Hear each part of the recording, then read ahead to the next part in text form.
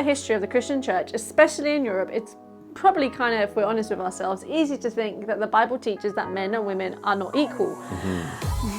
However, the reality is that the history of the Christian church actually teaches us that a lot of people have not read their Bibles properly. And so in this video, we're going to ask the question, are men and women equal in the Bible? This video is going to be strongly linked to our next one, which is going to be connected to gender roles. So if you're interested in this, hopefully you'll be interested in that, and then you can, subscribe and then look at the next one. Now, let's jump into today's question and answer. As with most things, if you're looking for an answer in the Bible, especially on principle stuff, then the place to start is almost always in Genesis.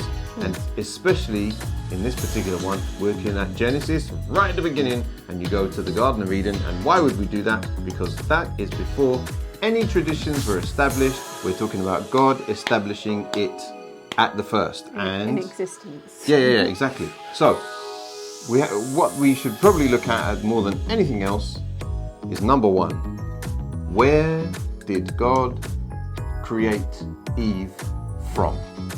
Was it the head? No. Was it the foot? No. It was from the rib.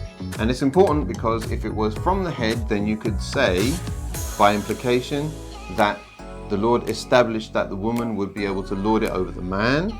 If it was from the foot, then you could say that the Lord established it that he would be able to lord it over the woman. But no, it's from the rib, which is in the midst. So it's a next to type of thing. And a place that's close to the heart, which obviously physically our heart is in the rib cage, obviously, but the implication, that's where we get our feelings from and all that stuff, is in the midst of us. So kind of important. So if you're looking at the Garden of Eden, that is where you can get one of your answers. Are men and women equal in the Bible? Is yes. So while Adam was made first, that's just how it was. That doesn't mean that they're not equal just because Adam was first. Yeah. Okay. Then, if you jump to the New Testament, so we just talked about the first Adam. Now let's talk about the last Adam, which was Jesus. And when the crucifixion took place and that final moment happened, and the Lord said, unto you I commend my spirit. What happened? When Jesus passed away, then the veil of the temple was broken. Important that it was broken from the top to the bottom. It was thick. Sorry. Like the veil was actually thick. It was like, every time I think of the veil, it was really a thick thing. It wasn't just a carpet, okay? No, it wasn't like a little flimsy like neck curtain. No. It was like this. The important thing is not just now this is metaphorical. Yes, it's metaphorical, but it's based in the physical, which is this. The veil was broken, torn from the top to the bottom, which means God down. And that meant that everybody had access to even view the Holy of Holies, which meant everybody, male or female, young or old, priest, not priest, had access to the Holy of Holies. That meant they have access to God all the same because Jesus did it. Yeah, and that links into our next thing, is that in Galatians 3:28 it says, there is no longer Jew or Greek, there is no longer slave or free, there is no longer male or female, for all are one in Christ Jesus. That's the big one, isn't it? Yeah, so basically that doesn't mean that God just ignores the fact that you're a man or a woman or wherever you're from.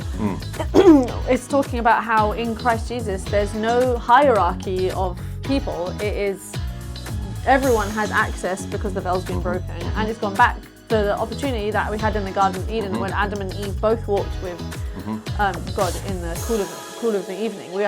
Everyone has the ability, has access to God. It doesn't matter if you're a man or a woman. So biblically speaking, right, you've got God and the church. Ta-da! It's literally, that's it. It's everybody else is equal after that. So, next point. In 1 Peter chapter 3, he writes about the women being the weaker vessel. Okay, some people argue that can mean that the man is more holy or something like that. But I think we need to look at ourselves in our lives, okay? Anyway, weaker vessel literally means physically weaker. Typically, men are bigger, they happen to be stronger. We're not getting into childbirth talk here. It's true though. Yeah, I don't think they're not cut out. We're not the same. We're not the same. That's okay. Right? And yes, it's okay. I can't do a lot. But when it comes to things like blue jobs and pink jobs and stuff like that, right? That's what it's talking about. Just women like being the weaker ability. vessel. If you happen to be married, right, and you happen to be the man, and she says to you, lift this thing, there you go, or open this jar, that's another one.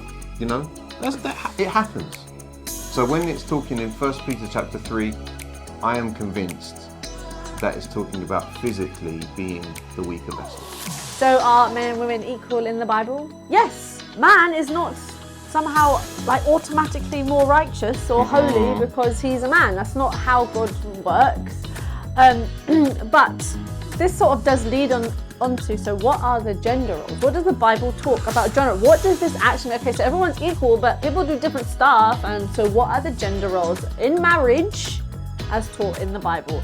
And we're going to be talking about that in the next video. So make sure you subscribe and we'll see you in the next one. Yes, indeed. Bye. Bye for now.